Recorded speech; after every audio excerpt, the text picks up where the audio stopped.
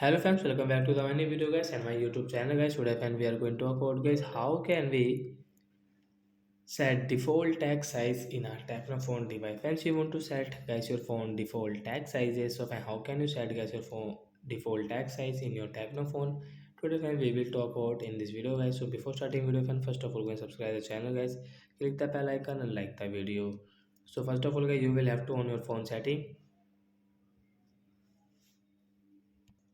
So after on phone setting, we will click on this phone display and brightness setting to set as our default text size. So after on display and brightness setting as again scroll guys, you can see this size setting in phone size in text size setting as tap here. As you can see guys your phone text size setting. So we will set into default size. I will click on phone default text size. Once you can check your phone default text size here. So come back. Once you can see guys your text size will default. So like that guys, we can set guys our Tecno phone tax default size. So that's it guys. Thanks for watching the video. Bye bye friends.